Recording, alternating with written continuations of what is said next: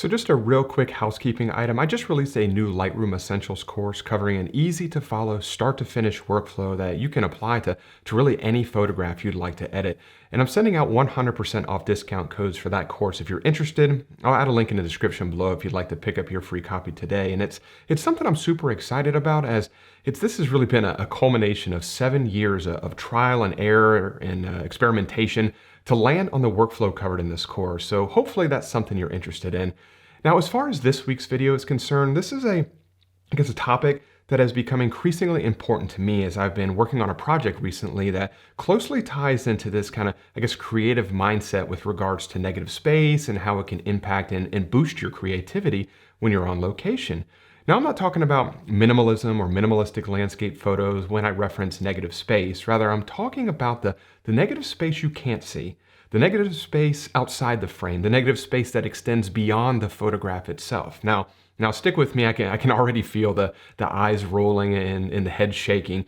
But have you ever heard the saying that photography is an exclusionary art? What you exclude is just as important as what you include. Now, this is something I heard quite a few years ago that has really stuck with me, and it's something I frequently think about as well.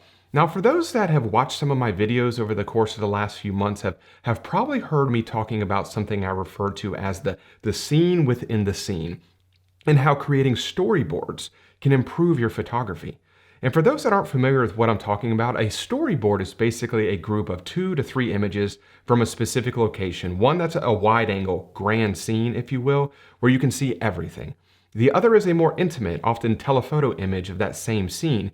And when these images are placed next to one another, a storyboard is created that tells a much more complete story of a location as opposed to a single image.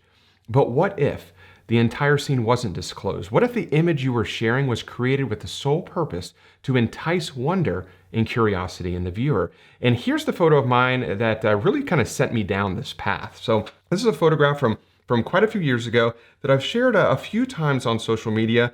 And every time I share this photograph, one, I hate to say this, but it gets a lot of engagement, and probably the type of engagement that really sticks out to me is the number of questions about this photograph. I get questions of what is this image? What is it a photograph of? Where is this photograph? What's to the left and to the right and to the top and to the bottom? What's the surrounding area look like?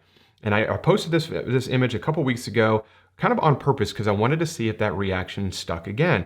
And sure enough, tons of questions about the actual photograph. Way more questions about this image than any other photograph I've ever shared. And it's been like this, I think, the 3 times I've shared this photograph over the past 3 or 4 years now. And it kind of got me thinking about how sometimes wonder and curiosity is a very powerful emotion to invoke in someone. It's just kind of like when you're watching your favorite series on television and the episode ends and there's a big cliffhanger and there's no real conclusion to that episode. And it almost kind of drives you crazy. You're wondering what's going to happen and you can't wait until the next episode. And that same kind of thought track is what kind of sent me down this project, if you will. And I got a ton of really, really great examples that kind of drive this point home. Here is my very first attempt at intentional camera movement. This is not something I have ever tried before. And it's something that I really wasn't interested in either until I started to play with it and I created this. And I'm really happy with the way this turned out. And what I think is so enticing personally for this photograph is not for what it is, although I do like that. And I like the painterly aspect of this, but I love the fact that it creates blinders almost of what the scene actually looks like. It makes you wonder a little bit of, well, I wonder what the scene really did appear like. And I have that image right here that I'll show in just a second.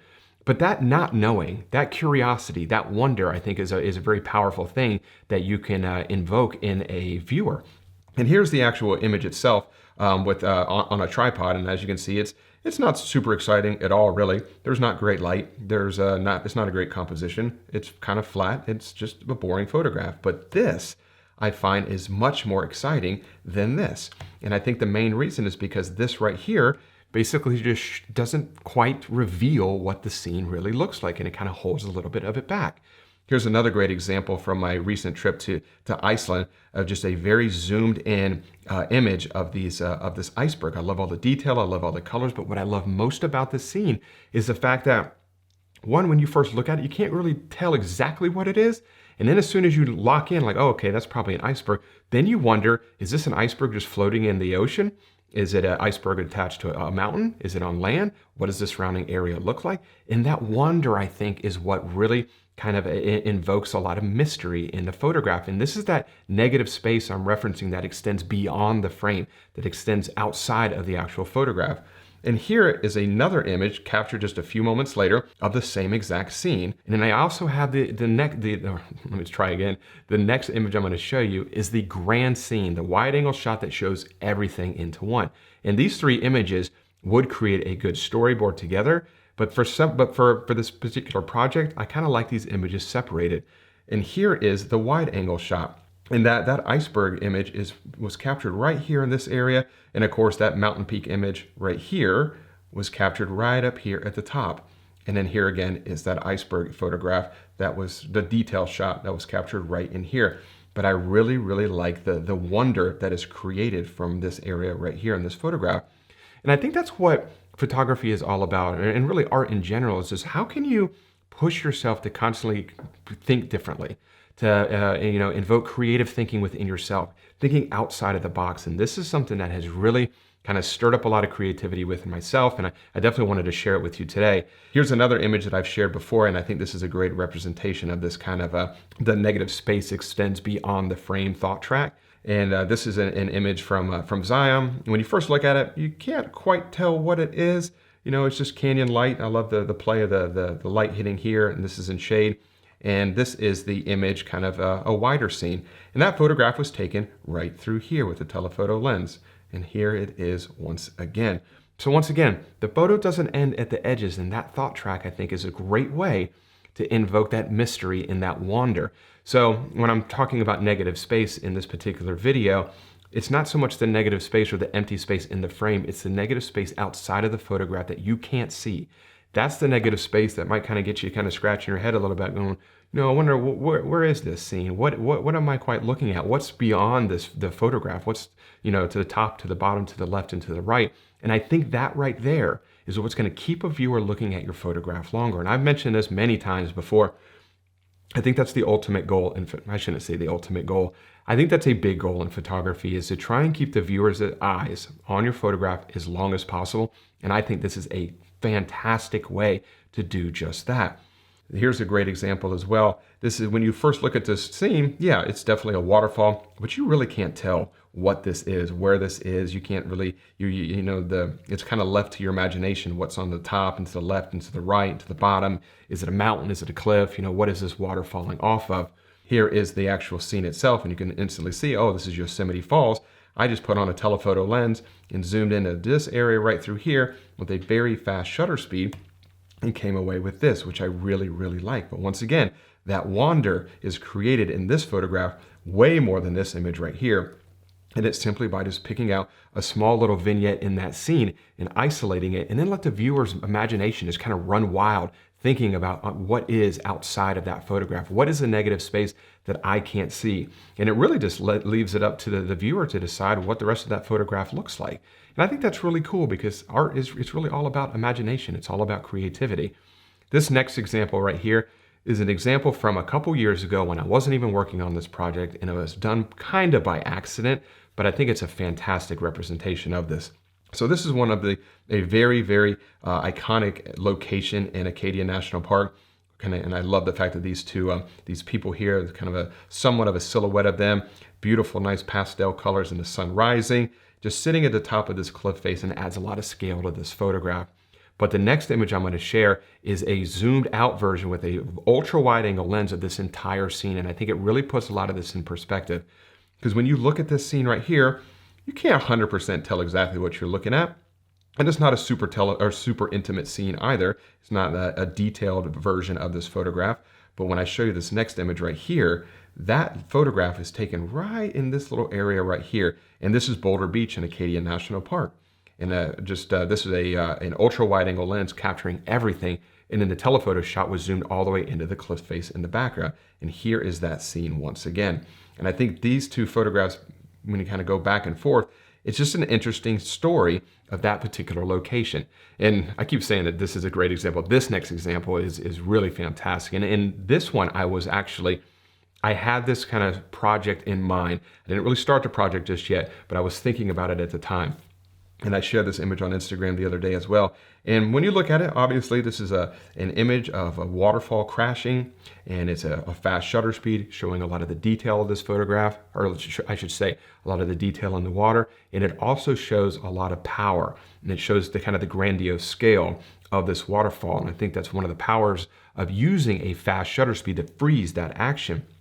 But when you look at this scene, you have absolutely no clue where this waterfall is. It could be anywhere in the world. It could be a huge waterfall. Maybe it's a small waterfall. You really cannot tell. You can't tell what's to the left, to the right. You cannot tell what is beyond the image.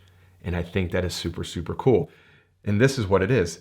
This is a telephoto shot of Skogafoss. And that photograph is captured right in this region right through here.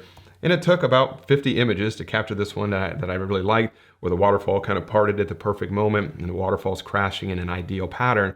And I really, really like the way this looks. But I love this photograph way more than this right here, mainly because this creates that wonder. This creates that feeling in the viewer to kind of let their curiosity run wild as to what exactly they're looking at. And I think that is super, super powerful. I have one more example right here. And this is, of course, when you first look at this, what I think is really cool is you really don't know what you're looking at. It takes a quick second to look at it and realize that this is a lava field flowing down from the crater of a volcano. This is once again in Iceland as well. But this is the actual scene from where I was at with a long lens on a tripod. And it's a neat photograph, but it doesn't really elicit a lot of wonder. You can see that the crater is right here. It is erupting, and the lava is just kind of slowly pooling down this area right through here. And yeah, it's a cool photo. I think it's neat. It definitely captures an emotion, a moment in time that I will never witness in my life. It's the first time I've ever seen an erupting volcano. But that wonder is absent. That curiosity is not in this photograph because I can see it all. But this image right here, I think is a much better representation of it. This is actually from a drone, just kind of hovering above that with that lava flowing down, in much more abstract image, but you really can't tell what is surrounding this photograph here. You can't tell what is to the top, to the bottom, to the left, and to the right.